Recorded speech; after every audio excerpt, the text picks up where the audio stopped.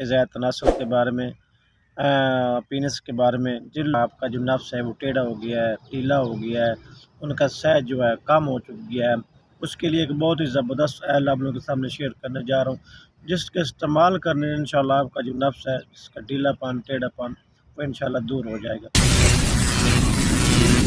अस्सलामु अलैकुम वरहमतुल्लाहि वबरकातुहू। लो नाज़रीन, आपका अपना वीर, अपना फैमिली डॉक्टर मुश्ताक अहमद खान से मुखातिब। आज मेरा मौजूद जो टॉपिक हुआ जी आपके इज़ा तनासुल के बारे में, पीनस के बारे में। जिन लोगों का अक्सर ज़्यादातर जवानी में भी जिनका नफ्स टेढ़ा हो चुका है, ढीला हो चुका है, जिनका साइज़ कम हो चुका है, अपनी जनाब अली मुख्तलिफ जनाब अली गलत एक्टिविटीज़ की वजह से, आपका जनाब अली गलत जनाब अली मिस गाइड करने की वजह से आप लोगों का जनाब अली आपका जो नफ्स है वो टेढ़ा हो गया है, ढीला हो गया है, उनका सहज जो है कम हो गया है।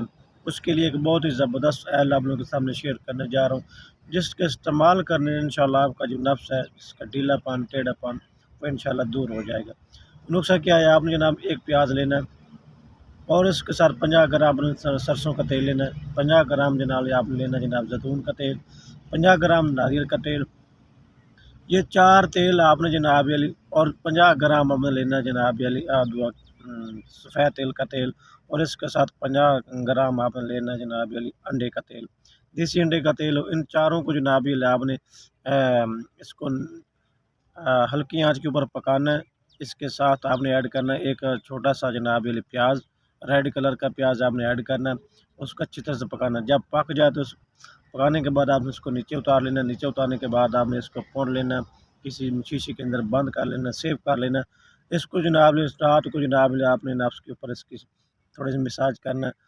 डेली बेस पर आप इसको मसाज करें, इंशाल्लाह चंद दिनों के अंदर आपका जो नफ्स का टेढ़ापन है, सिकुड़ापन है, ढीलापन है, इनका साइज़ कम हो चुका है, इंशाल्लाह चंद दिनों का इस्तेमाल करने से आपकी इन तमाम बीमारी से निजात मिल जाएगी। अगर मेरी वीडियो अच्छी लगे तो लाइक करना, कमेंट्स करना, मेरे चैनल को सब्सक्राइब करना मत भूलिए।